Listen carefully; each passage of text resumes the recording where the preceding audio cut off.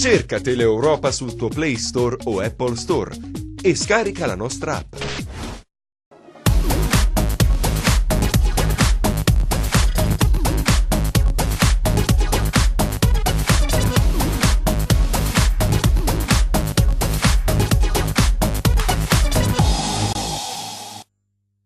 Buon pomeriggio da parte di Franco Segreto, replay su Teleeuropa Network, siamo arrivati al 5 di novembre 2018, parleremo della sconfitta, l'ennesima del Cosenza in trasferta a Palermo per 2-1 pur avendo disputato una buona partita. Il gol ormai il Cosenza ci ha fatto abitudine, è arrivato praticamente sui titoli di coda. Parleremo anche del pareggio del Crotone per 1-1 contro il Carpi con il nuovo allenatore in panchina Oddo, ex tecnico dell'Udinese.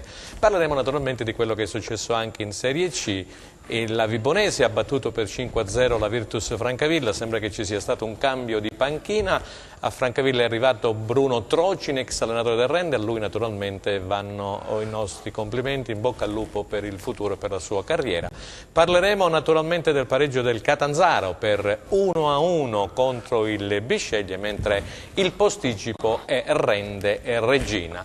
Allora vedremo anche gli highlights, vedremo anche naturalmente le dichiarazioni del post partita sia di Braglia che del tecnico del Palermo Stellone, ma anche di Massimo Oddo del Crotone. Vado subito a presentarvi gli ospiti di oggi, grazie ancora una volta al nostro Alessandro Russo, Gazzetta dello Sport. Buonasera, buonasera. Oggi avremo tanti argomenti da trattare. Grazie al collega Massimo Mitidieri del Giornale di Sicilia. Buon pomeriggio, grazie. Buon pomeriggio a te, grazie. Grazie al nostro compagno di viaggio e d'avventura, Buon pomeriggio Aldo Cennamo. So che poi hai avuto una lunga telefonata con il presidente Cosenza Calcio, ci parlerai anche di questo, naturalmente se lo vorrai potrai farlo anche sapere ai nostri telespettatori, perché si parla di svincolati, di portieri, non portieri, centrocampista, ridotta al lumicino praticamente la rosa per via dei tanti infortuni, perché il Cosenza oltre a praticare un buon calcio dall'altra parte è anche sfortunato. E poi intorno alle 15:30, subito dopo la pausa pubblicitaria, avremo una diretta telefonica col capo della redazione sportiva del Corriere dello Sport di Palermo, il nostro amico e collega Salvatore Geraci, che ci dirà che partita ha visto. Allora Alessandro, vogliamo fare un primo giro su questa sconfitta del Crotone, del Cosenza? Sì, diciamo ancora una volta è andata in scena una bella interpretazione del Cosenza. Questa è una squadra che sta dando tutto, che sta giocando un bel calcio, ma che nelle ultime partite non riesce a raccogliere quanto ha messo sul tappeto di gioco, soprattutto in virtù di una classifica che sta diventando abbastanza preoccupante, almeno dal punto di vista numerico. Dopo il pari rocambolesco con il Pescara, questa sconfitta a Palermo, che ci poteva stare, una sconfitta contro una squadra di una classe diversa rispetto alla Cosenza, ma comunque un Cosenza che avrebbe meritato senz'altro il pari.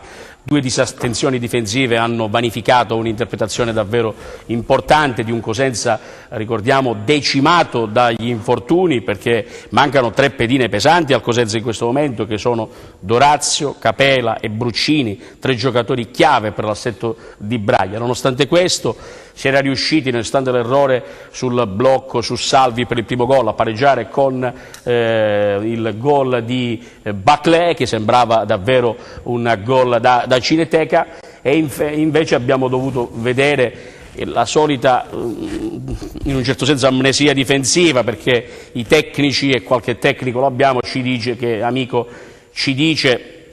l'errore forse anche della nostra difesa sulla posizione rispetto a Puskás c'è tutta. Certo è contro una squadra che mette in campo Falletti e Puskás come sostituti c'è ben poco da fare, qualche giocata la mettono. Il problema è che il Cosenza, al di là delle trascendenti teorie sulla dannazione dell'ultimo minuto, ha delle problematiche tecniche evidenti, perché dopo 11 partite mi sembra un po' una corbelleria dire che il Cosenza è solo sfortunato. Benissimo, allora 8 punti per il Cosenza dopo 11 partite. Sentiamo cosa ne pensa il collega Massimo Mitidieri, come inquadra questa prima parte del campionato del Cosenza. Ma dopo 11 giornate come giustamente diceva Alessandro, io toglierei delle frasi che ormai non fanno più parte del lessico del Cosenza, ovvero sia la sfortuna o altri elementi. È chiaro ed evidente dei limiti tecnici, io mi permetto di dire, mi soffermerei su un paio di punti che sono essenziali, ovvero sia i blackout che scaturiscono nel corso dei 90 minuti e anche sul fatto che noi stiamo subendo oltremodo, e mi attesto intorno al 50%, noi subiamo su palle inattive. Su palle inattive vuol dire che tu hai la difesa schierata, di conseguenza diventa difficile poter dare una lettura diversa se non quello di capire o di leggere la nostra difesa come si prepara, quali sono le consegne, perché in effetti vedere in occasione del primo gol il giocatore del Palermo assolutamente solo sugli sviluppi di un angolo, questo fa male. La stessa cosa anche in occasione del secondo gol, dove praticamente noi abbiamo un giocatore del Cosenza che ha aggredito il giocatore del Palermo e nello stesso momento in cui Asse riceveva palla praticamente aveva Idda e Dermaku che erano in una zona diciamo ibrida senza sapere effettivamente, non penso che possa essere correlato a un fatto di tenuta atletica, non penso, è che probabilmente non abbiamo, tra virgolette, un po' l'intelligenza di leggere quelli che possono essere determinate situazioni. Dispiace perché comunque è una situazione strana quello che sta succedendo a Cosenza, dove praticamente sotto di noi tutte le squadre hanno denotato delle criticità, sostituzione di allenatori, problemi e quant'altro, anche sopra di noi. E il Cosenza invece vive questa situazione un po' ibrida, dove onestamente diventa difficile potersela prendere con l'allenatore, perché l'allenatore e qui mi aggiungo anche ad un'altra considerazione che vorrei fare, ovvero sia Cosenza ha un problema, cioè chi subentra al netto dell'entrata in scena di Baclé, i giocatori che entrano in corso della partita non vanno a modificare quello che è l'andamento della partita. Ciò significa che Braglia già inizialmente mette molto bene la squadra in campo e può contare almeno da quello che posso aver capito intorno ai 13-14 elementi. Benissimo, ai 13-14 elementi, caro Aldo, io vorrei far vedere prima i risultati, poi vuoi continuare tu? No, facciamo i risultati e poi continuiamo tranquillo, perché andiamo a vedere immediatamente Enzo Leonetti dalla regia i risultati della Serie B con la classifica, perché ha tirato in ballo sia Alessandro Russo che Massimo Mitidieri. Sta passando forse inosservato questo discorso della classifica del Cosenza. Allora andiamo a vedere i risultati e poi andiamo a vedere la classifica.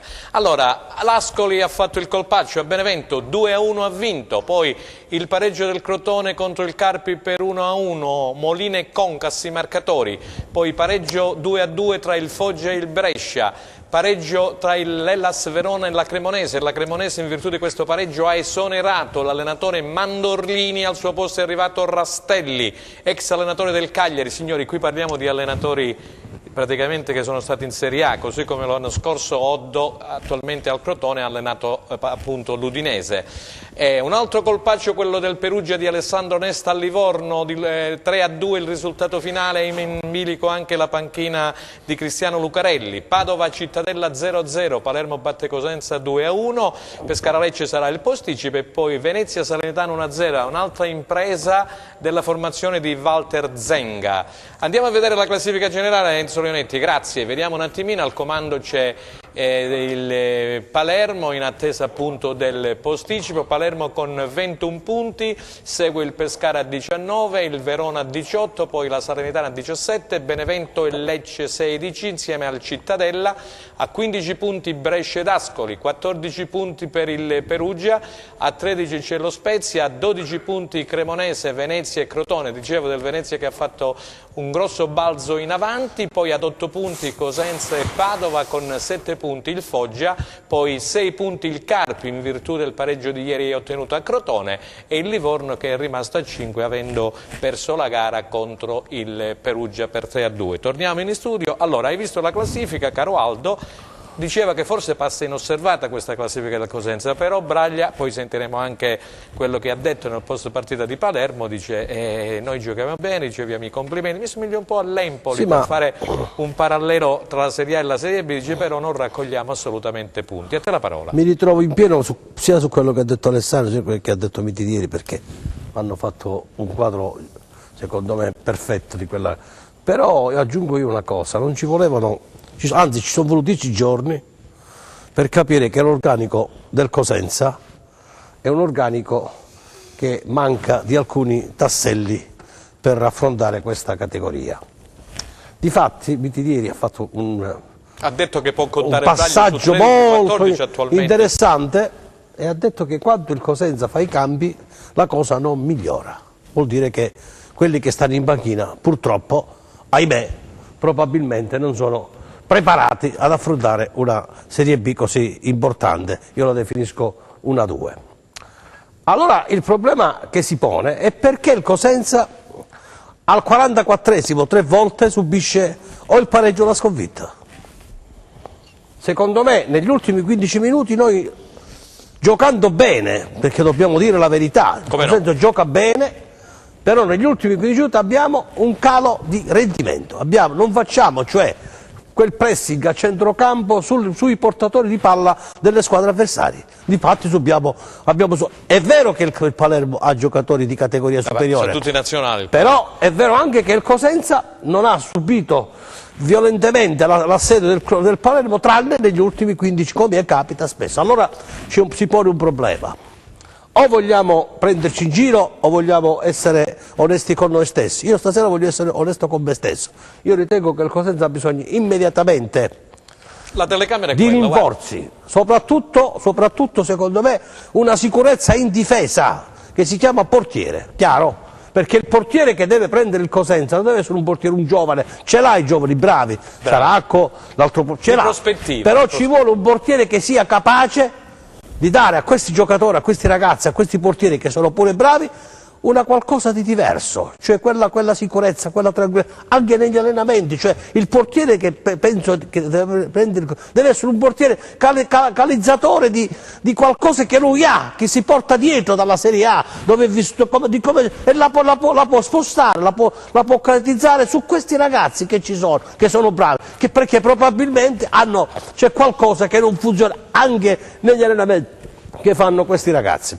C'è bisogno di un centrocampista che sappia veramente gestire il pallone nei momenti difficili, che sappia ma non te le sparare tutte le cartucce, non te le sparare tutte. Ma finisco, poi, hai parlato del poi mi taccio se è il caso, perché facciamo vedere la partita. È importante dire le cose, perché poi ti dico anche della telefonata, cioè c'è bisogno la telefonata me lo di un dici dopo. centrocampista capace di fare veramente la differenza a centro, perché il Cosenza manca a centrocampo, manca Brucini e tutto quanto, ha bisogno di un attaccante, perché per salvarsi in Serie B, me l'hanno insegnato i miei. È vero. Quanti gol? Ci vogliono almeno da 10 a 12 gol che deve fare un attaccante. Maniero, non discuto Maniero, ma discuto Maniero nel momento in cui... Chi c'è poi che fa l'altro che arriva a 10-12 in doppia cifra? Difatti è entrato Baclé e abbiamo un pochino giocato ancora meglio, poi è venuto il gol, poi c'è stata quella disgrazia di gol 2-1 che ha fatto, ma con Baclé la squadra si è espressa un pochino meglio. Quindi per me il Cosenza a gennaio va rafforzato, ma in questo momento va rafforzato subito,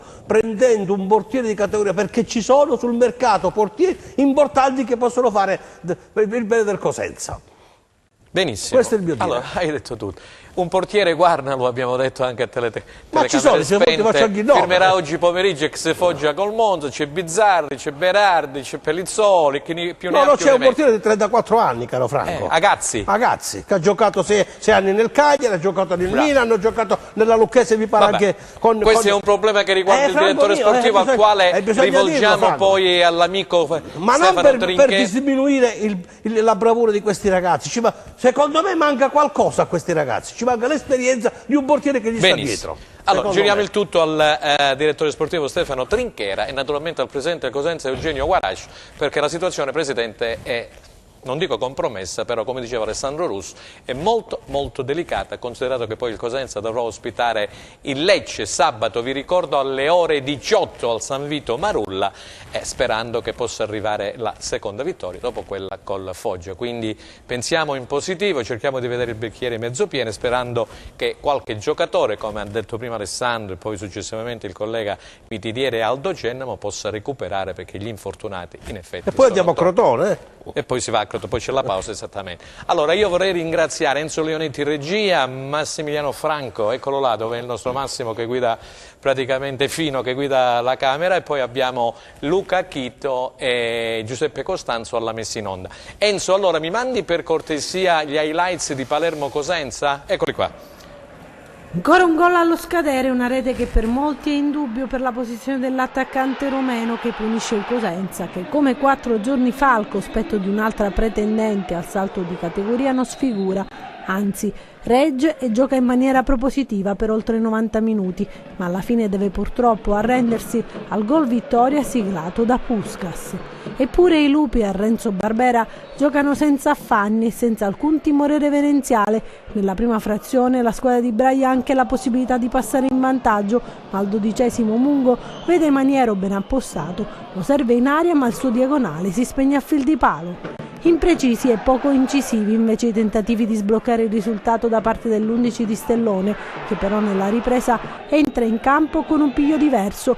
La sfida infatti subisce un'accelerata di emozioni nella seconda frazione, si parte subito forte con una pericolosa incursione degli ospiti dopo una palla persa di Moreo, poi la conclusione di Tutino che fa la barba al palo. Allora il tecnico rosanero pensa di apportare qualche modifica inserendo nella mischia anche Puskás, e al 32° i siciliani sbloccano il risultato con Salvi di testa su calcio d'angolo. Una disattenzione in difesa pagata a caro prezzo dai lupi, che però dopo neanche un giro di lancette riequilibrano la sfida con il primo gol in campionato di Alain Baclé, suo il colpo di testa che zittisce il Barbera e restituisce fiducia ai silani. Il Palermo prova il tutto per tutto e la traversa centrata in pieno da Puskás è il preludio al gol che si materializza in zona Cesarini, cucchiaio di Nesterowski che scavalca Saracco e Puskás di testa la mette in rete. Nel finale il Cosenza resta in 10 per questo fallo di Idda che il direttore di gara reputa da ultimo uomo. Il Palermo festeggia e si conferma squadra da battere, mentre il Cosenza torna a casa amareggiato e beffato dal risultato dopo una prestazione a grandi livelli. L'atteggiamento della squadra era giusto perché poi in fin dei conti Maniero ha avuto una grandissima palla gol. Purtroppo a differenza poi la fanno gli episodi, loro sono stati bravi a riprenderla e noi dobbiamo parare che per portarla in fondo dobbiamo essere un pochino più bravi a tenerli lontani dalla nostra area. Il problema è che Palmieri non ce la faceva più e si ritorna sempre lì. Mungo è uscito per infortunio e poi quell'altro non ce la fa più e i cambi poi ti determinano le partite, purtroppo. Abbiamo fatto una buona partita, comunque qui a Palermo non è facile portare risultati, però ci abbiamo provato fino alla fine. Purtroppo ci è venuto a mancare qualcosa in più agli ultimi minuti, però siamo sulla strada giusta, no? Dobbiamo pensare solo a Lecce e prendere 3 punti in casa. Peccato perché il Cosenza effettivamente ha disputato 70 minuti, diciamo, validi, 70 minuti alla grande contro un Palermo che, signori miei, insomma, c'ha tutti i nazionali, da Nesterowski, che è il capitano della Macedonia, ad Alesami, il terzino sinistro norvegese, poi è entrato Puskás, signori miei, che l'Inter lo ha dato al Palermo e l'anno scorso giocava nel Benevento in Serie A, insomma, diciamo che è una squadra che, da quello che ho visto, insomma, è attrezzata sicuramente per il salto in Serie A. Comunque il Cosenza ha tenuto testa a questa formazione, peccato che nei minuti finali purtroppo poi, insomma, non è riuscito a tenere l'1-1. Alessandro, ho visto Baclé, sì, veramente Baclé, un ottimo gol. Sì, Baclé, a proposito di idoli e magie, è riuscito a chiudere una triangolazione meravigliosa con Luca Garritano, un giocatore che gioca con sia Baclé ma soprattutto Garritano gioca con il cuore, con l'anima, sta dando tutto anche Garritano e secondo me dà un po' troppo dal punto di vista fisico e disperde delle energie che dovrebbero essere secondo me messe al servizio della sua classe cristallina. Per me Garritano corre troppo in campo, lo dico fuori, deve dosare meglio le energie. No, fuori dagli schemi, non so se glielo chiede l'allenatore, ma Garritano, siccome è la stella della squadra e si vede perché ha messo una palla da massima serie, una palla telefonata sulla testa di Baclé, come si suol dire, vai e segna, è un giocatore che secondo me deve correre di meno. Detto della partita, cosa diciamo, Franco? Il quadrilatero no, io poi vorrei anche inquadrare, come ho detto, non diciamo il triangolo delle Bermuda, ma il quadrilatero delle Bermuda, Jaiolo, Nestorowski, Trajkovski e tanti altri, con Rispoli fuori, insomma, sto Palermo somiglia poco a una squadra di Serie B, una squadra arcigna, forte, tosta, che alla fine con un paio di spintoni ha fatto vedere che questa squadra che sta dando il massimo è una squadra che va sostenuta con tutte le forze, che è la migliore squadra del campionato, paradossalmente dobbiamo dire il Cosenza, fino alla fine di dicembre, perché c'è un pericolo nel pericolo. Adesso, siccome era troppo facile suonare fare le sviolinate e fare le serenate, quando uno ti vuole bene, credo che davanti ti dica che le cose non vanno nel momento giusto, bello. Nel momento della tragedia, adesso secondo me dobbiamo fare un po' di marcia indietro, perché il problema c'è, è evidente, ma questi giocatori dovranno giocare fino alla fine del girone d'andata. E Saracco a Palermo ha giocato una grandissima partita, non ha fatto niente di che. Saracco sarà il portiere titolare fino alla fine del girone d'andata, a meno che non succedano delle ecatombi, quindi bisogna stare calmi. Dopodiché chi deve sapere sa, chi deve operare opererà, e se non operano vuol dire che evidentemente non c'è la volontà di operare. E a questo punto le cose stanno parecchio facili. Il Cosenza è lì, la classifica purtroppo si è manifestata per come si respirava anche qui su questi teleschermi, l'abbiamo detto con un certo anticipo, che si sarebbe polarizzata 1-2, purtroppo si è polarizzata ancora peggio di come pensavo, perché stanno scappando tutti verso l'alto. Il Cosenza ha anche una partita in più di quelle che sono in alto, quindi c'è veramente da stare poco tranquilli, ma c'è da stare molto positivi, perché la squadra ha dentro di sé un'energia e una voglia di combattere straordinaria. C'è la possibilità di fare punti, ma c'è anche la necessità, dopo questa schiera di partite, ne sono rimaste solo 7 fino alla fine del girone d'andata per il Cosenza, di dover tentare di dare a questi ragazzi, mettiamola così, di dare a questa squadra degli strumenti in più per operare, di dare a Braglia dei giocatori per operare in maniera più efficace, perché questa squadra, se gli vai a dire che non hanno giocato bene in questa parte del campionato, vuol dire che abbiamo visto delle altre partite. Siccome le partite le hanno giocate in maniera straordinaria, però 11 partite, 10 giocate non sono più un indizio, sono una prova. E evidentemente gli errori sono sempre gli stessi, sono sempre nella stessa zona del campo. Noi abbiamo un direttore sportivo molto preparato, un allenatore scafato e di grande qualità, che sono gli artefici della promozione in Serie B, a cui bisogna dare rispetto e stima, e sapranno cosa fare e cosa indicare.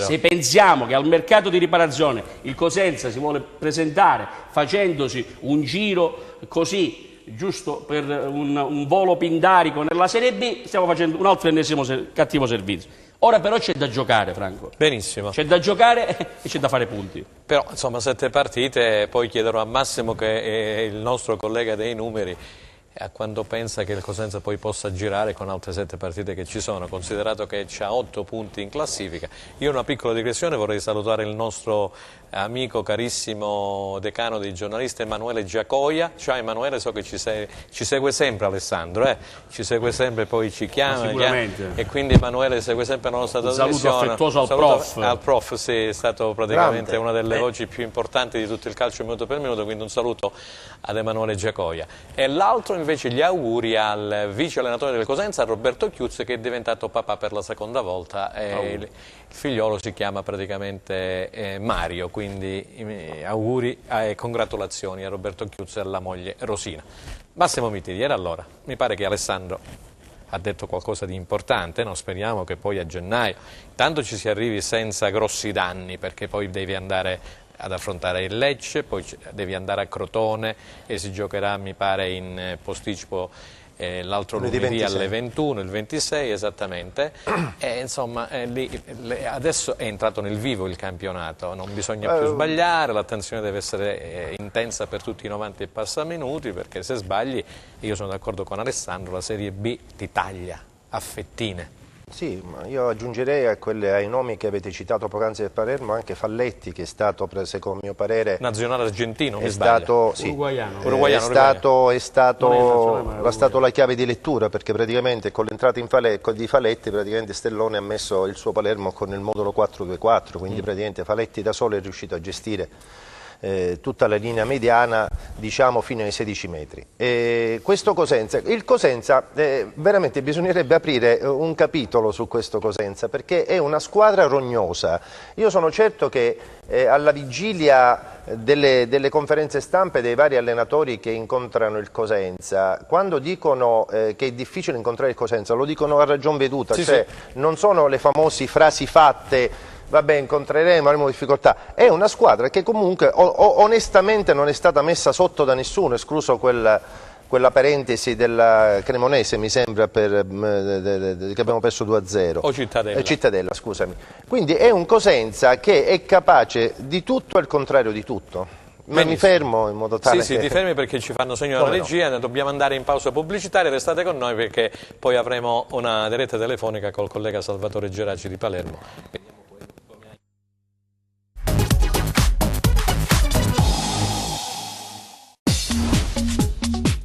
Cerca Teleeuropa sul tuo Play Store o Apple Store e scarica la nostra app.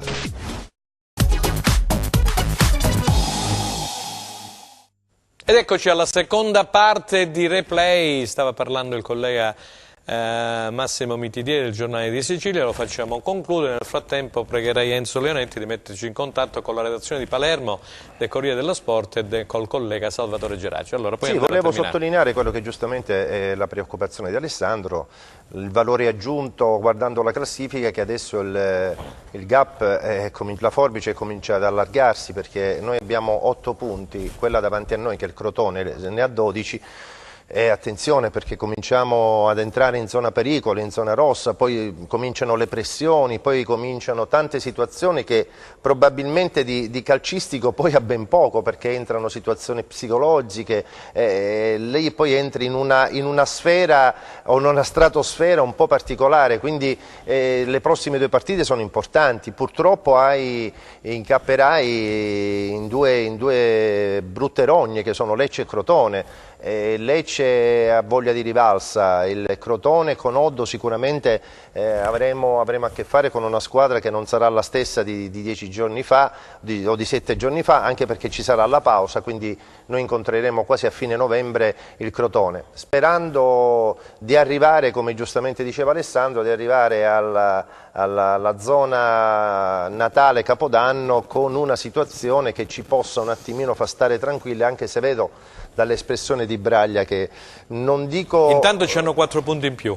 E intanto c'hanno 4 punti in più, e intanto vedo Braglia che, poverino, più di questo onestamente non gli si può dire niente, perché penso che sta estrapolando il meglio al netto degli infortuni del parco Aldo, giocatoriale. Grazie Massimo, comunque per tutti e tre stanno arrivando un po' di messaggi di WhatsApp. Aldo, sono molto preoccupati i tifosi proprio per questo fatto. Qualcuno mi dice Franco, ma perché non lo dite che col pareggio in casa e la sconfitta in trasferta è una media retrocessione?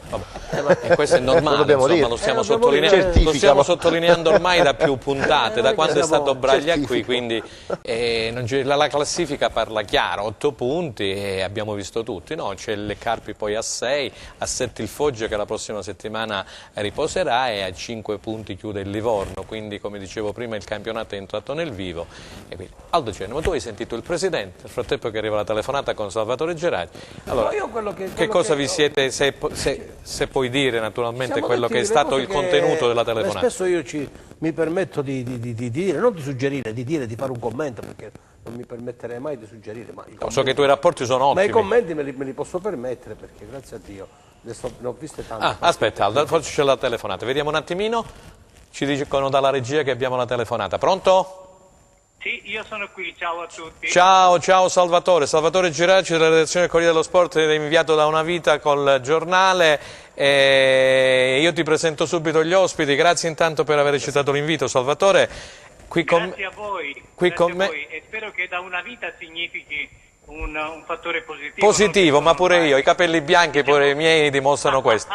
Salvatore, io c'ho Alessandro Russo che si occupa di mercato per la Gazzetta dello Sport, c'ho il collega del Giornale di Sicilia Massimo Mitidieri e il nostro opinionista Aldo Cenna. Abbiamo fatto vedere gli highlights di questa partita di Palermo, abbiamo ascoltato Braglia, poi ascolteremo anche Stellone che ha dato i giusti meriti al Cosenza. Tu che Cosenza hai visto onestamente, Salvatore?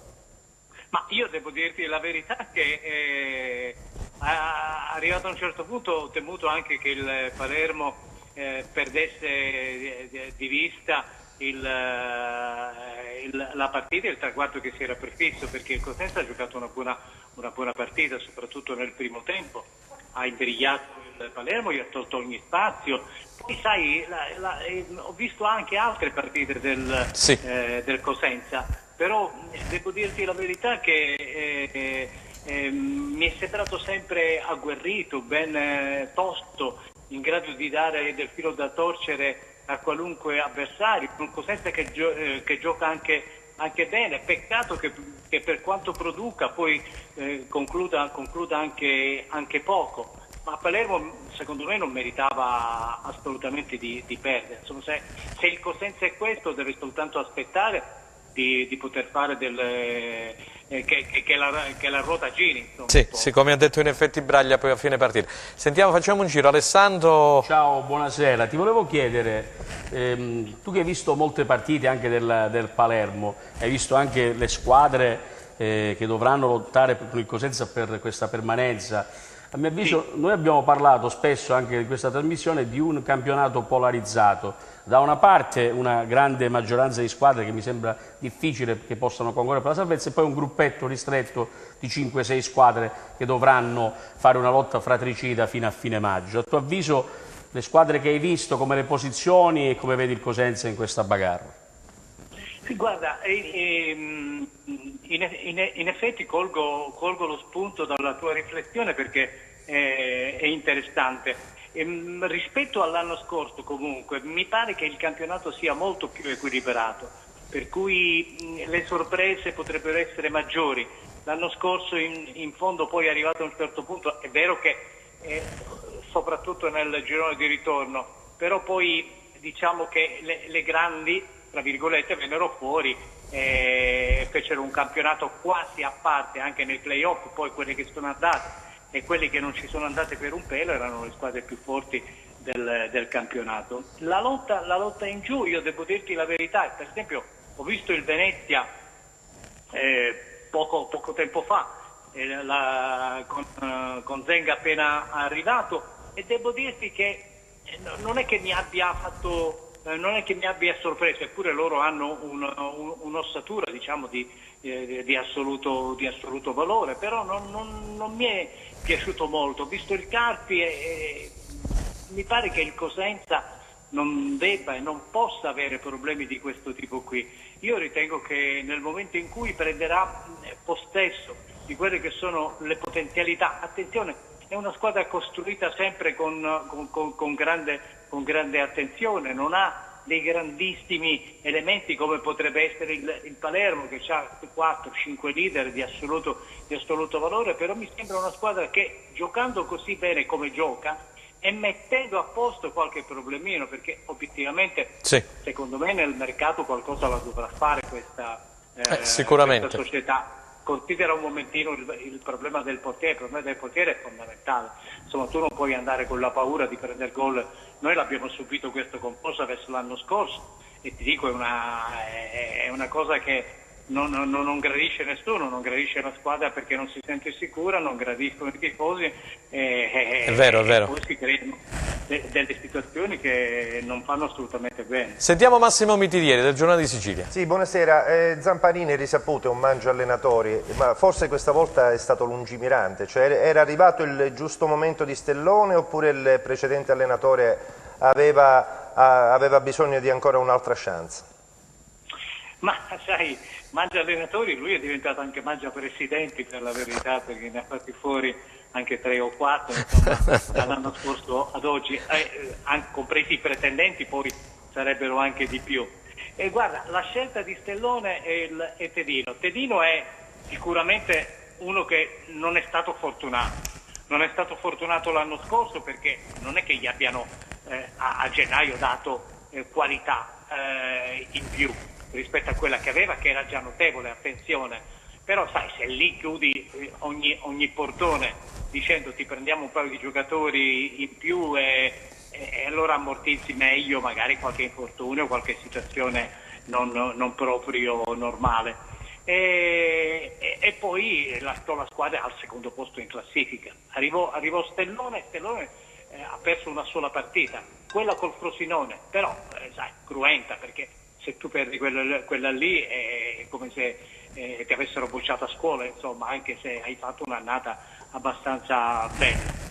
Quest'anno si è ripresentata la stessa situazione, ma con una confusione in più, perché Pedino era arrivato per un programma di giovani, poi i giovani non sono potuti arrivare tutti perché la situazione si è bloccata col fatto dei leader che dovevano andare via e non sono andati via, non hanno fatto cassa come dovevano far cassa. Allora è rimasta la stessa squadra, Zamparini lo incolpa di inesperienza. Stellone è uno che sta bene con i giocatori da un punto di vista, diciamo, agonistico, da un punto di vista di dedizione. Sembra che diano qualcosa in più rispetto a prima. La qualità è quella che c'era prima e quella che c'è adesso. È cambiato un po' il manico e quindi potrebbe essere, come dici tu giustamente, il momento giusto per un'operazione che finalmente si potrebbe realizzare. Poi sai, Salvatore, il prossimo turno vedrà il Cosenza in casa contro il Lecce, che giocherà poi in posticipo col Pescara. Mi pare che poi il Pescara sia il prossimo avversario del Palermo, mi sbaglio? Sì. Quindi due partite importanti sia per la zona bassa, per il Cosenza, sia per quanto riguarda il Palermo. Ma sai, ormai i campionati sono diventati, ogni partita è quella della vita, hai poco da riflettere, da stare tranquillo. Io penso che il Cosenza in casa sia ancora più forte di quello visto Però purtroppo c'è questa sindrome degli ultimi minuti, perché in casa ha perso un bel po' di punti contro il Livorno dell'amico Lucarelli, contro il Perugia, lì il vantaggio non è riuscito a tenerlo, è arrivato anche il pari, diciamo, sempre nella zona Cesarini, in zona Cesarini. È vero. Bisogna come dire, migliorare l'attenzione nei 10-15 minuti finali. Proprio a questo mi riferivo, ti dico che i numeri fanno sicuramente concretezza, ti dicono un po' come vanno le cose, devi starci attento. Però ti dico anche che io, dalla mia esperienza che ho tratto nel calcio, sono diventato un po' qualunquista, nel senso cioè che è vero tutto quello che noi diciamo, però è anche vero che bastano 2 o 3 partite per cambiare completamente il discorso. Il Palermo fino a poco tempo fa, proprio fino a poche settimane fa, era la squadra che stupiva negli ultimi minuti, poi improvvisamente è diventata la squadra che negli ultimi minuti segna di più. Le situazioni. Ora se mi venite a spiegare che questo è successo solo ed esclusivamente perché hanno cambiato l'allenatore, io non ci credo. Se invece poi tutto si fonda su allenamenti particolari, su stati d'animo diversi, su una tranquillità più acquisita, eccetera, eccetera, allora sì, tutto va bene, convinzione, eccetera, tutto va bene. E così va anche per il Cosenza. Oggi è così. Oggi è così. Benissimo. Si è preso un punto col Pescara che non sta in cielo né in terra per la prestazione tra l'altro effettuata, e quella col Palermo è la stessa cosa. Certo, devi stare tranquillo, non puoi prendere un gol, quello del il primo gol in quella maniera lì con Gaia che urla, e tutti vedevano che c'era un giocatore non marcato. Questo sì, fa parte però anche spesso della qualità totale della squadra, per cui sai, ci vuole anche un po' di tempo, ci vuole la capacità di assemblare meglio le situazioni e più tranquillità nei reparti, ed ecco perché arriva gennaio. Grazie Salvatore per essere intervenuto qui da noi a Replay a Teleuropa Network. Grazie e buon lavoro Salvatore, grazie. In una città che amo tra l'altro. Lo so. Per tanti motivi. Grazie Salvatore, grazie. Grazie a voi, ciao. Ciao. Allora Aldo Cennamo mi pare che ha avuto belle parole Salvatore per il Cosenza, l'ha inquadrata, è una squadra che bisogna dargli un po' di fiducia, bisogna avere pazienza, eccetera, perché prima o dopo la ruota girerà, eccetera, eccetera. Certo ha detto qualcosina c'è da migliorare, sperando che al mercato di gennaio si possa fare qualcosa. Devo essere sincero, sono preoccupato perché... No, poi mi dici del Presidente però. La preoccupazione viene dal fatto che tu giochi bene, sì, ci mancherebbe, cioè nessuno può dare torto o non può essere d'accordo col fatto che il Cosenza gioca bene. Braglia è un grande allenatore, è lui che sta tenendo la situazione in mano, in pugno, lo spogliatoio è con lui, e di questo ne siamo fieri e ne prendiamo atto.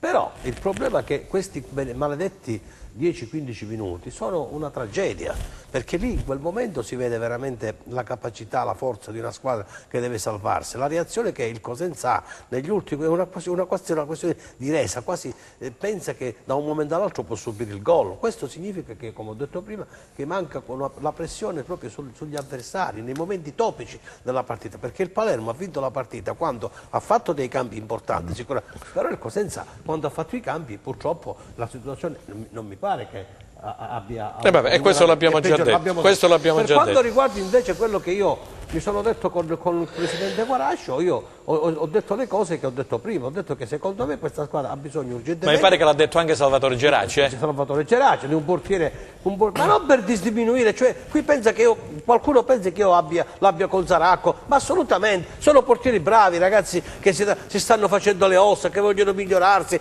però per migliorarsi hanno bisogno che ci sia una chiocciola attorno a loro, che li segua, che gli dà la possibilità di... perché questo Cosenza ha tutte le potenzialità per salvarsi. Ci vuole il Presidente è anche lui preoccupato, perché lui ci tiene, lui ha vinto un campionato l'anno scorso con gli sforzi che sta facendo, secondo me non ha nessuna voglia o interesse di soffrire in questa maniera. Qui soffrono tutti. È chiaro che lui adesso mi diceva, ma sul mercato che troviamo? Troviamo giocatori svingolati, chissà come li troviamo, come sono. Io non so se sul mercato ci sono giocatori oggi importanti, un attaccante, un centrocampista e via dicendo. Non lo so se ci sono preparati, io non lo so tra gli svingolati che cosa ci può essere, ma se c'è qualcosa tra gli svingolati che Braglia conosce e lo può mettere in campo senza aspettare gennaio, sarebbe una cosa buona e giusta. Benissimo. Poi a gennaio è chiaro, ma a gennaio, come dice Alessandro, se ci arrivi con una classifica che comincia di più a allungare, a pesare, diventa una tragedia, perché poi siamo rimasti 5 squadre, siamo rimasti giù adesso. Benissimo. Il Padova,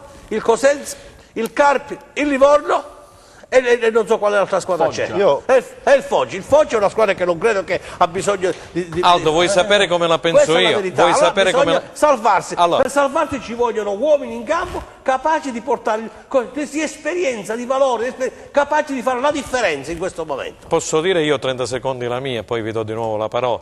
Come la vedo io, fino a gennaio non si muoverà Foglia. Massimo Mitidieri. No, noi stiamo concentrando l'attenzione, secondo me, in modo sbagliato, non me ne vogliano in modo particolare Aldo, perché io non chiamerei maledizione della zona Cesarini, perché il Cosenza non è che arriva in affanno negli ultimi minuti, il Cosenza non riesce ad arrivare con lucidità mentale, non con scarsa preparazione atletica o altro. Giusto.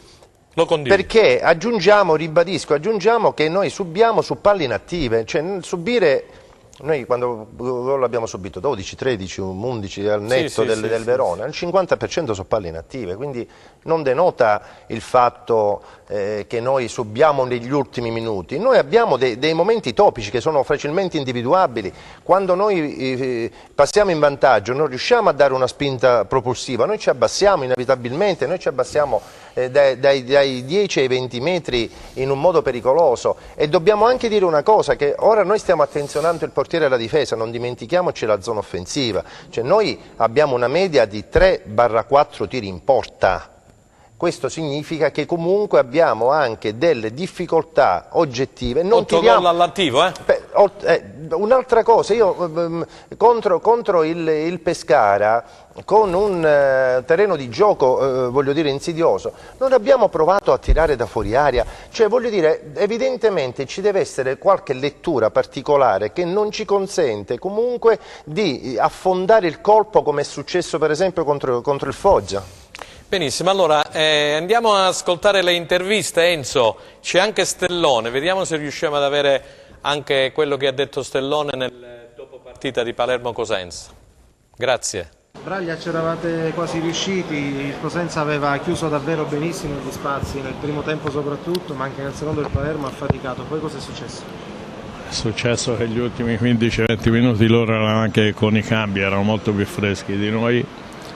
Noi purtroppo per una serie di motivi abbiamo 7-8 giocatori fuori e poi alla fine conta perché loro hanno potuto interpretare le partite cambiandone sempre 6 o 7, noi mai. E poi è normale che alla fine, negli ultimi 15-20 minuti, loro ce l'abbiano più di noi. Tra l'altro una sostituzione nel primo tempo, quindi già aveva dovuto bruciare un cambio. Intanto come sta il giocatore, cosa era successo? No, ha preso una ginocchiata sul muscolo, gli fa male, però spero e credo che non sia niente di grave. Mister, avete fatto la partita che avevate studiato di fare probabilmente. Ma noi quando giochiamo contro le squadre che giocano a 3 ci mettiamo a 3 anche noi. Se giocavano a 4 ci si metteva a 4 come loro. Lo facciamo sempre, abbiamo questi due moduli di riferimento. Secondo lei sono due squadre che hanno ambizioni diverse, Palermo e Cosenza? Beh, quello senz'altro. Quello senz'altro. Tutta la settimana si è detto la superiorità del Palermo, lei l'ha vista? Ma non è che io l'ho vista, secondo me abbiamo fatto la gara che dovevamo fare, il Palermo ha potuto sfruttare dei cambi, io ho 2 terzini fuori per sostituire il Legittimo, per fare un esempio, e non l'ho potuto fare negli ultimi 20 minuti, il Legittimo ne stava più letteralmente in piedi, Palmiero uguale. Purtroppo poi t'abbassi e sono giocatori anche forti, perché sono giocatori forti che sono bravi a sfruttare quello che gli capita. Mister, il Palermo ha faticato davvero tanto, col senno di poi forse un modulo diverso, una difesa a 4 fin dall'inizio, ci ha pensato, poteva essere una soluzione? Ma io penso che siamo rimasti anche gran parte del secondo tempo giocando bene con la difesa a 3 e abbiamo comunque messo lì il Cosenza. La partita di oggi era una partita difficile, una partita dove il Cosenza ci ha sorpreso sul modulo, dove il Cosenza ha dato ampiezza nel primo tempo e non riuscivamo ad andarli a prendere alti, e quindi abbiamo creato poco e abbiamo subito qualche cosa. Nel secondo tempo siamo stati bravi inizialmente con la difesa a 3 a cercare di offendere di più, sono venute diverse occasioni e è venuto il gol. E devo riguardare bene il gol loro, abbiamo commesso qualche errore ma abbiamo avuto una grandissima reazione da dopo quel gol, perché abbiamo avuto 3-4 palle nitide con Nestorowski, con Puskas la traversa, con Faletti, quindi c'è stata una grande reazione. E quando vinci partite dove magari non riesci a trovare la via del gol, dove magari qualche giocatore non sta in giornata, ed è normale ed è umano, sono segnali importanti e non dobbiamo assolutamente mollare. Ok, allora abbiamo sentito nuovamente Braglia e Stellone che ha dato i giusti meriti al Cosenza per quanto riguarda il primo tempo. Mettiamo da parte in questo momento il Cosenza, poi parleremo dell'ultima parte di Cosenza Lecce che mi stanno bombardando. Si giocherà sabato al San Vito Marulla alle ore 18. Prego. C'è da dire che i complimenti fanno sempre piacere, sentire che il Cosenza ha giocato un bel match, che tutto è bello da raccontare, però il problema è che i risultati non arrivano e questo è il dato più significativo. Della partita cosa vogliamo dire? Bisogna ribadire che questa squadra sta dando tutto. Parlavamo dei cambi, il Cosenza c'ha 3 giocatori fuori, Braglia dice non ce la faceva più Legittimo. E Dorazio non c'era. Mettiamo questo finale di partita con Dorazio che alza la squadra, con Bruccini che ha fisicità. Sarebbe stato un altro tipo di situazione. Il Cosenza non ha un organico pletorico, ha un buon organico, certamente non ha la panchina del Palermo, non ha fatto gli investimenti del Palermo e dunque può anche subire una differenza tecnica palese negli ultimi minuti, perché negli ultimi minuti di gioco, non è che ci voglia Alessandro Russo per dirlo, che è un normale cronista, le squadre che hanno una qualità tecnica non troppo elevata e hanno dato tutto calano e quelle forti tirano dentro. Negli ultimi due finali di partita il Pescara ed il Palermo hanno fatto wow, voglio fare anche questa simulazione, il Cosenza ha ondeggiato paurosamente e purtroppo ha preso 2 gol. Cosa dobbiamo fare? Dobbiamo fare di necessità virtù, cercare di finire questo girone d'andata, sperare di recuperare qualche infortunato e fare 2 vittorie di fila. Non c'è un altro rimedio, anche se gli avversari in questo momento, il Cosenza una cosa però positiva ce l'ha, Franco, non guarda in faccia nessuno, o si chiama Pescara, o si chiama Palermo, o si chiama Lecce o Benevento, gioca sempre a viso aperto, ormai questa squadra non ha timore e questa è una dote che gli va riconosciuta. Giusto. È una squadra che anche con il Lecce avrà un grande sostegno dal suo pubblico e cercherà l'impresa. Credo. Benissimo, voleva aggiungere qualcosa perché poi dobbiamo andare in pubblicità e dobbiamo introdurre il discorso Crotone e Oddo. Per dire che quello che ha detto Braglia deve essere attenzionato dalla società, dal presidente, perché quando un allenatore giustamente che fa giocare bene ti do la un squadra, minuto perché dobbiamo andare in pubblicità. Ho finito Franco, un minuto, giustamente dice che lui purtroppo non ha potuto, quando legittimo e via dicendo, non ha potuto fare i cambi in un certo modo, perché Palmiero in quelle cose vuol dire che l'organico del Cosenza è risicato, se manca Broccini, Dorazio per via degli infortuni e Capese, allora assolutamente diventa difficile per tutti giocare. Allora questo organico, se manca Broccini ci vuole un Broccini, se manca Dorazio ci vuole un Dorazio, se manca l'altro ci vuole un, perché altrimenti noi che non ci salveremo in queste condizioni. Allora la campagna che deve essere fatta una campagna ad hoc, capace di fare svoltare il Cosenza, perché il Cosenza con il gioco che ha non può retrocedere, non può soffrire, non può stare in quella situazione di classifica, perché altrimenti ci stiamo prendendo in giro. Allora preferisco che con Lecce giochiamo male e vinciamo la partita, perché altrimenti di che cosa parliamo? Benissimo, e allora ecco perché sei preoccupato, adesso hai dimostrato tutta la tua preoccupazione. Ho capito perfettamente. Ma tu sei stato a Corso Mazzini in questi giorni? Pubblicità, restate con noi, grazie, pubblicità.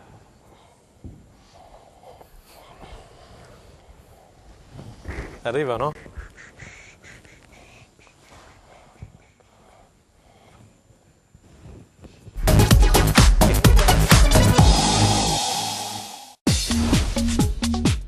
Cerca Teleeuropa sul tuo Play Store o Apple Store e scarica la nostra app.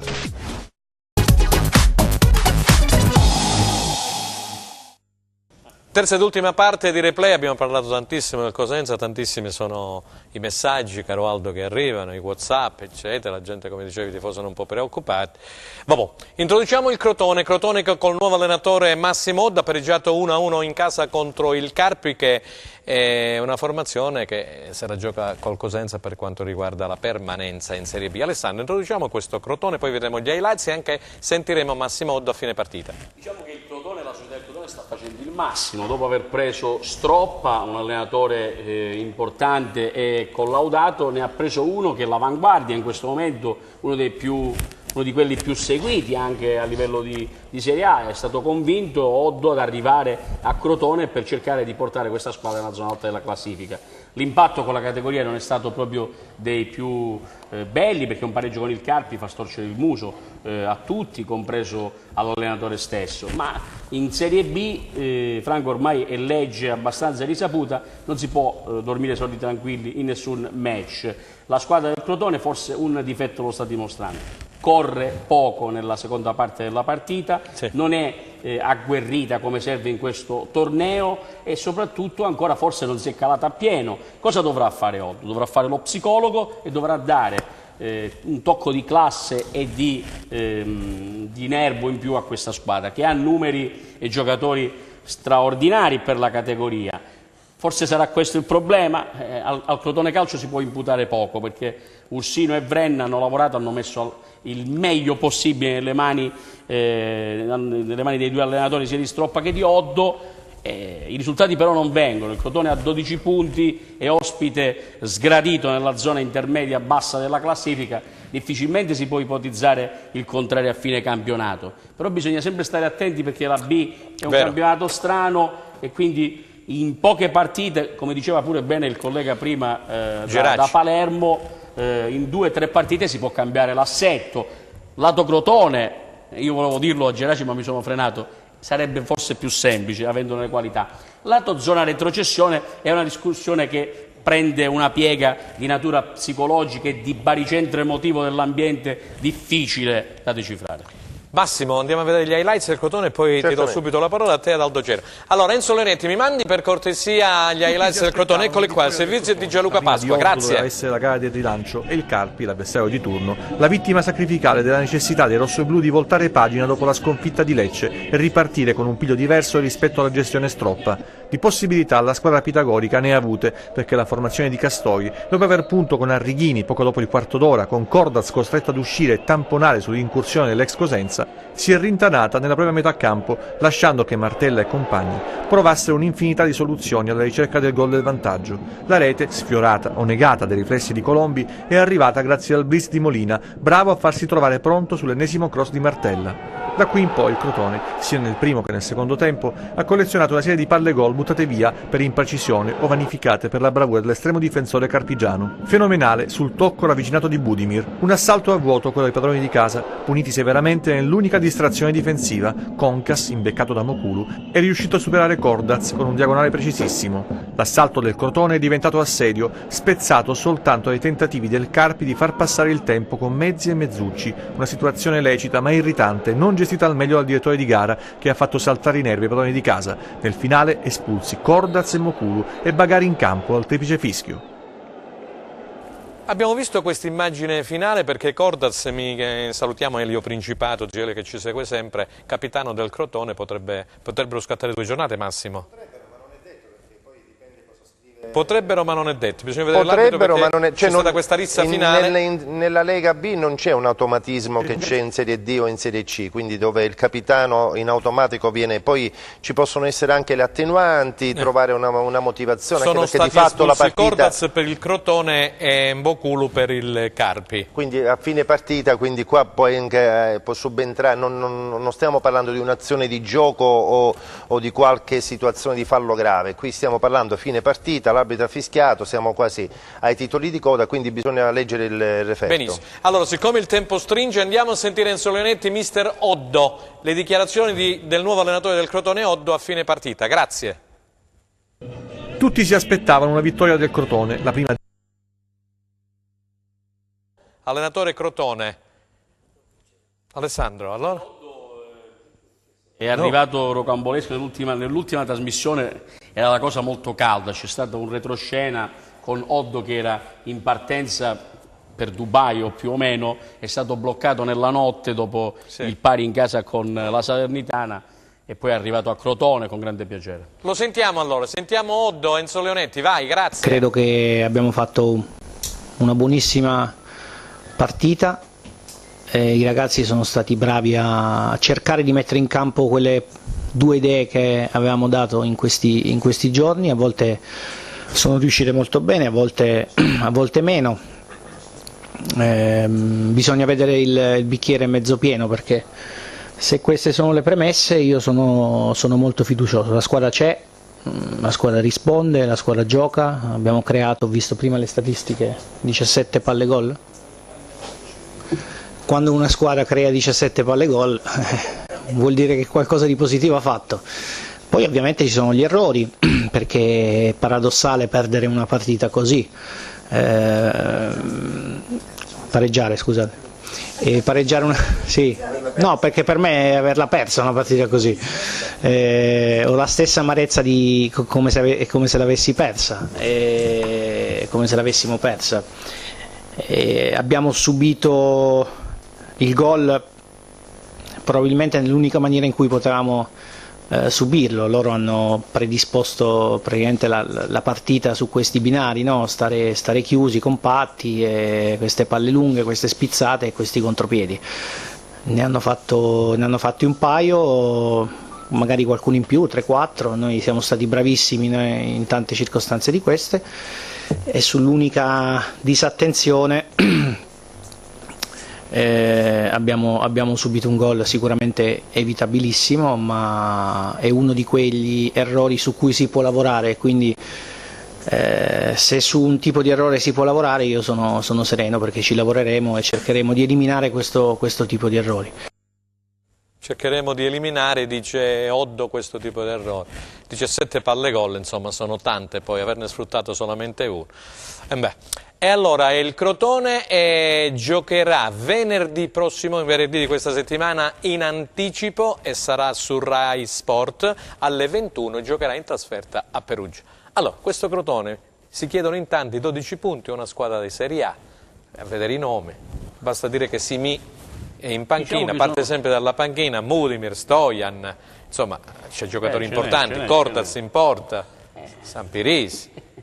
C'è Rodien, svedese che è rimasto a Crotone, c'è Spinelli, l'argentino che è arrivato al Genoa in prestito. Diciamo che le 2 squadre calabresi, giusto per farne un discorso di quartiere regionale, stanno sorprendendo, nel senso che vedendo giocare il Cosenza e vedendo l'organico del Crotone, difficilmente si può dare un senso logico alla loro classifica. Però è con una differenza, Franco. Prego. Che le squadre che hanno la qualità dentro, il Crotone ha 9 punti aspettando il Pescara, mi suggeriva l'amico, aspettando Pescara Lecce di distacco dalla vetta. Per una squadra che ha qualità sono molti ma pochi. Per una squadra che invece ha una grande organizzazione, delle belle doti, gioca un bel calcio, ma ha la paura di finire nelle mani di Belzebù, è difficile poi rimettere a posto la classifica. Quindi Crotone, classifica inspiegabile, c'è stato secondo me un atterraggio in Serie A un po' in Serie B indocile, perché quest'estate nel teatro del calcio reale, quello di Milano, la società del Crotone con giustezza di ambizioni sperava di poter giocare in Serie A, perché la situazione del Chievo sembrava abbastanza precipitata. Poi per alcuni cavilli di natura giuridica il Chievo è rimasto in Serie A, quindi sia l'ambiente sia il club forse non sono ancora atterrati. Massimo Mitidieri, non sono ancora atterrati, c'è Alessandro Russo, pensi pure tu come lui? Questo assolutamente sì, perché noi poi abbiamo le classifiche, no? Quando ci sono i vari pronostici che si fanno all'inizio del campionato, è probabile che sia stato particolarmente sopravvalutato questo Crotone, nel senso che comunque era considerato una sicuramente delle pretendenti. Adesso ha 12 punti, però sono d'accordo con Alessandro, perché comunque quando tu hai qualità tu puoi inanellare una sequenza, un filotto di risultati non positivi, di vittorie consecutive, così come ha fatto il Palermo con 4-5 vittorie nelle ultime 7 partite, e tu ti ritrovi tranquillamente su. Il problema qual è sostanzialmente? Che può giocare a favore del Crotone e a favore del Cosenza, che comunque, voglio dire, non stiamo... È un campionato dove si perdono molti punti, nel senso che se avessimo avuto 2-3 squadre a mazza campionato, a questo punto non troveremmo il Palermo a 21 punti, che comunque è partito non benissimo, quindi avremmo trovato sicuramente delle squadre molto più avanti numericamente. I pareggi sono tante, le sorprese, tra virgolette, possiamo considerarle tali, sono tante, perché...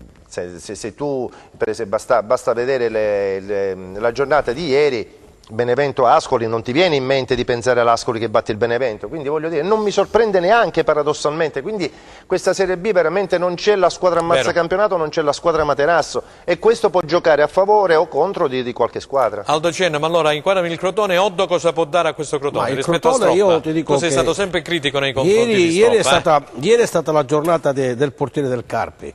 Ha fatto 7 parate, io ho visto la partita, incredibili, quindi vuol dire che la saracinesca è importante. Certo, il Crotone ha giocato bene, non è che tu vai a parare sempre là. Ma Franco è così, poi la difesa, Franco mio, il portiere è l'ultimo baluardo deve hai ragione, no, la mia era una battuta da drammatizzare. È una partita, il Crotone ha giocato, però onestamente... Giustamente, come diceva Alessandro, non si è calata secondo me ancora in questa realtà di Serie B, è rimasta ancora lì ancorata. Cambiare l'allenatore, a Crotone succede spesso che si cambia e poi l'anno scorso cambiando l'allenatore abbiamo visto il disastro, la Serie A gli è sfuggita per poco. A proposito volevo adesso è arrivato Oddo, l'anno scorso ha avuto anche il suo bel da fare, mi pare, in Serie A col Pescara, mi pare che... Con l'Udinese, poi alla fine è rimasto senza panchina, adesso l'ha trovato, speriamo, è un giovane, è un allenatore importante, speriamo che il Crotone possa veramente puntare alla Serie A. Aveva fatto 7 vittorie. Salutiamo Marco Pucci che ci segue, il figlio del dottore Pucci, è un tifosissimo del Cosenza. Salutiamo anche Eugenio Caligiuri che segue sempre nello Stato trasmissione, l'ex team manager del Cosenza. Che bella presenza Eugenio nel Cosenza, è vero, sarebbe molto bello vederlo al Cosenza. E allora andiamo a vedere Enzo Leonetti, la Serie C, perché la Serie C in effetti hanno giocato il Catanzaro che ha pareggiato per 1-1, abbiamo gli highlights che ha confezionato Anna Franchino, che salutiamo e ringraziamo, così come abbiamo i 5 gol della Vibonese contro il Francavilla che, come ho detto all'inizio, ha cambiato allenatore, Bruno Trocini, il nuovo allenatore della Virtus Francavilla. Enzo Leonetti, gli highlights per favore della Serie C, grazie. I risultati ci hanno mandato. Allora andiamo a vedere i risultati. I risultati sono stati questi: Catanzaro Bisceglie dicevamo 1-1, Juve Stabia Casertana 1-1, a Pagani la Sicola Leoncio ha battuto la Paganese per 1-0, Potenza Catania 3-1. Questa è stata pesante, questa sconfitta del Catania. Poi Rende Regina, scusami, poi do la parola, e il posticipo. Siracusa batte Cavese 3-1, Trapani batte Matera 2-0, poi diremo anche dei punti di penalizzazione. Il Matera ne ha avuto 8, Vibonese Francavilla 5-0 e poi a Viterbo il Rieti batte Viterbese 1-0. Prima partita della Viterbese. La prima partita della Viterbese. Andiamo a vedere la classifica generale. La classifica generale, perché ci sono stati un bel po' di penalizzazioni. Dicevo -8 il Matera, -1 il Siracusa, -1 il Rende. Comunque, Juve Stabia. Anche la Juve Stabia, Trapani 21 punti al comando, Juve Stabia al secondo posto con 19, poi Rende in attesa del posticipo 17 insieme alla Vibonese, a 14 punti Catania e Sicola Leoncio. Il Catania deve comunque accelerare perché giocherà anche di mercoledì per recuperare le partite che non ha giocato in precedenza. Casertana 13, Potenza 12, Catanzaro e Cavese 11, Bisceglie e Rieti 10, poi a 9 punti il Francavilla, con 8 punti Monopoli, Regina e Siracusa, con 2 punti la Paganese, poi la Viterbese a 0 punti e Matera praticamente è -4. Allora, che vogliamo dire di questa classifica? Cosa vogliamo dire? Diciamo che la classifica rispecchia più o meno i valori, anche perché il Catania, se non erro, deve recuperare ancora 2 partite. Sì. Ha perso a Potenza contro una neopromossa in uno stadio catino come quello di Potenza. Non è facile, si può incappare anche in una topica. Ci sono delle sorprese, e le sorprese per fortuna sono le 2 squadre di Calabria, il Rende e la Vibonese, una Vibonese che sta facendo... Adesso vedremo gli highlights di Vibonese e del Catanzaro. Con la continuità tecnica e tattica dello scorso anno. Il Rende di Modesto deve fare il posticipo ed è lì acquartierato tra coloro che vogliono sognare. C'è il Trapani in vetta, ma le squadre sono quelle. Forse l'unico problema relativamente alla classifica e alle aspettative magari è il Catanzaro, che ha pareggiato ancora con il Bisceglie. Ma Oteri è un vecchio marpione della categoria, avrà modo, credo, di poter far risalire. Vediamo se abbiamo, Enzo, se abbiamo recuperato gli highlights della Serie C, dove abbiamo sia il Catanzaro che la 5 le reti messe a segno contro il Francavilla, 5 come i risultati utili consecutivi conquistati dalla Vibonese, che nella gara disputata questo pomeriggio per la 10ª giornata di campionato vola in classifica a ridosso delle prime della classe. La squadra di Orlandi sale a quota 17 punti grazie alle doppiette di Taurino e Bubas e al centro finale del subentrato Cani. Per la Virtus invece un'altra giornata difficile, terzo KO di fila fra campionato e Coppa e ancora un rosso, stavolta preso ad inizio ripresa da Foloruncio per simulazione quando già il risultato era pesantemente compromesso. Ora i calabresi osserveranno un turno di sosta per poi sfidare nel derby il Rende di Modesto, che affronterà lunedì in posticipo la Regina. Nell'altra sfida di giornata tra Catanzaro e Bisceglie, la squadra di Auteri prima va sotto e poi riesce a riacciuffare il pari. Una gara dai 2 volti. Le Aquile si complicano la vita da sole, regalando il primo tempo ai pugliesi per poi cercare disperatamente il risultato nella ripresa. De Sena sblocca il risultato e poi è Figliomene a ristabilire la parità. La seconda gara consecutiva pareggiata dal Catanzaro, che lascia l'amaro in bocca. E così abbiamo visto gli highlights anche delle squadre calabresi di Serie C, in attesa, dicevamo, del posticipo tra Rende e Regina. Torniamo alla Serie B, abbiamo già detto che il Cosenza, inquadriamo questa partita, dovrà affrontare sabato pomeriggio con inizio alle ore 18 il Lecce di Mister Liverani, mentre il Crotone giocherà in anticipo venerdì alle 21 in quel di Perugia. 2 partite importanti, Alessandro. Sì, per il Cosenza la partita è importante. Forse è un altro crocevia, non carichiamola di significati metafisici, ma neanche la possiamo prendere come una gita fuori porta dell'estate di San Martino, perché altrimenti questo nuovo vino andrebbe davvero storto ai supporter dei Lupi. Ma visto che da queste parti si fa anche un buon vino, speriamo di poter brindare con un Cosenza che deve recuperare in organico alcuni giocatori. Speriamo che anche lo stesso Mungo stia bene e che si possa giocare una partita di impeto, perché il Cosenza, come abbiamo detto più volte, necessita di un atteggiamento di giocare alto, cioè di andare a prendere gli avversari nella propria tre quarti in fase anche di palleggio. A mio avviso deve osare molto di più anche nell'assetto offensivo anche quando passiamo in vantaggio, questo è un mio parere, ma è un parere così, per fortuna abbiamo un allenatore straordinario che sa cosa fare, sa come farlo, però siccome abbiamo un difetto di fabbrica nella gestione degli ultimi 16 metri, e non ci vuole neanche Sherlock Holmes per capire dove sta il problema, sarebbe forse il caso, per esempio, che Tutino rimanga in campo fino alla fine della partita e osare qualcosa in più laddove ci siamo abbassati come a Palermo in maniera invereconda negli ultimi 7-8 minuti, consentendo ai rosanero di uccellare ancora una volta le speranze dei supporter sintonizzati in TV e di quelli che avevano superato lo stretto di Messina fino a Palermo. Di contro c'è un Lecce che è un avversario molto ostico, in una classica del Sud, un derby abbastanza sentito contro una squadra che sta facendo bene e che è attesa anche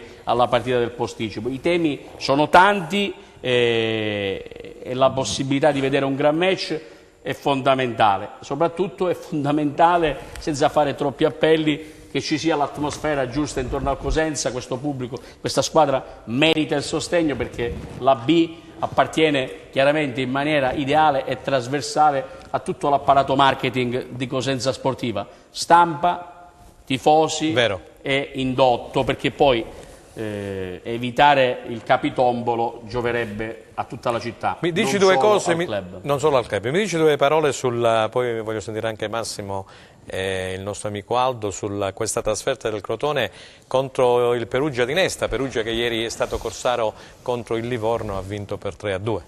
È una partita tra due grandi nomi del calcio italiano, Nesta, Oddo, due che si conoscono abbastanza personalmente, che hanno aspettative diversificate, anche se Coretti nella costruzione della squadra del Perugia quest'estate negli ambienti veniva indicato come uno dei pretendenti al trono. In questo momento non lo è, però la Serie B consente dei recuperi. Oddo è chiamato a fare punti, la partita non è proprio delle più semplici, però hanno gli strumenti queste due squadre. Il Crotone ce n'ha gli strumenti meravigliosi per suonare qualsiasi tipo di partita. Se la suona bene può anche fare colpo grosso a Renato Curi. È una partita bella, un'altra classica, con un Crotone che deve tornare al successo, ma è una partita pericolosa. Massimo Mitidieri, allora, Cosenza in casa con Lecce, come diceva Alessandro, e il Crotone in trasferta a Perugia, venerdì sera su Rai Sport Ore 21. Non mi metto nei panni di colui che deve stilare le percentuali delle scommesse, perché Cosenza-Lecce, così come qualsiasi partita che gioca il Cosenza in casa, va al di fuori di ogni pronostico, sono nella classica tripa, con una piccola differenza, che comunque il Lecce, se dai un'occhiata, leggi Arrigoni, Mancosu, la Mantia, quindi teoricamente stiamo parlando di bocche di fuoco con Arrigone a sostegno. Palombi della Lazio pure. Sì, no, ma ne ho detto tre, ma poi ne possiamo dire quanto ne vogliamo.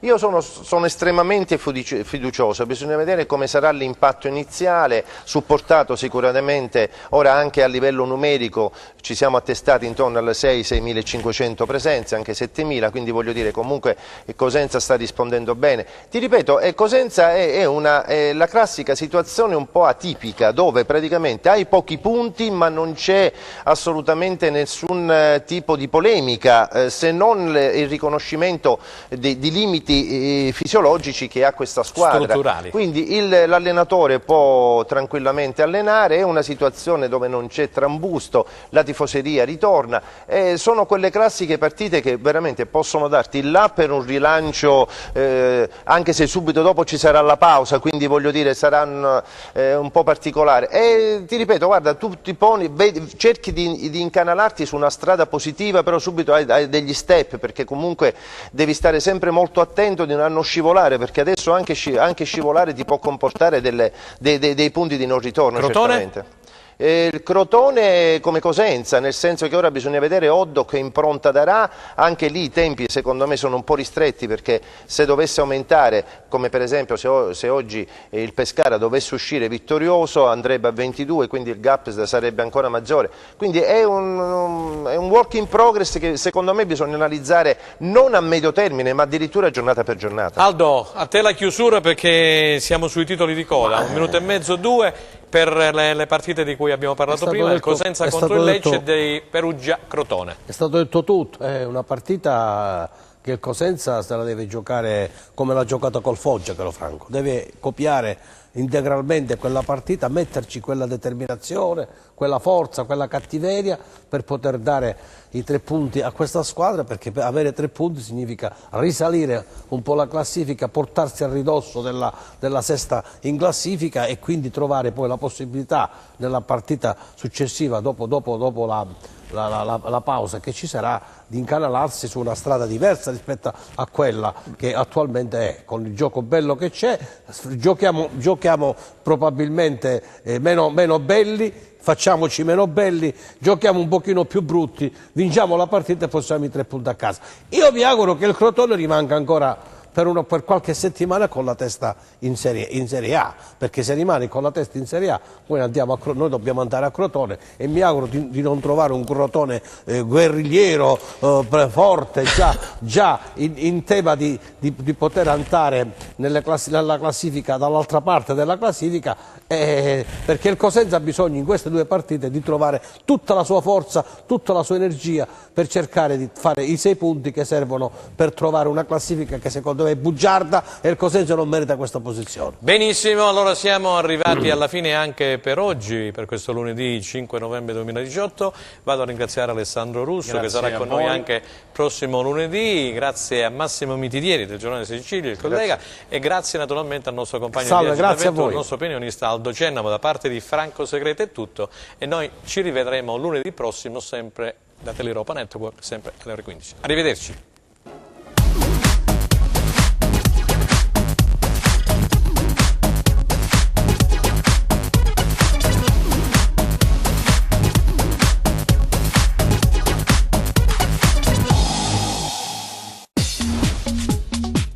Cerca Teleuropa sul tuo Play Store o Apple Store e scarica la nostra app.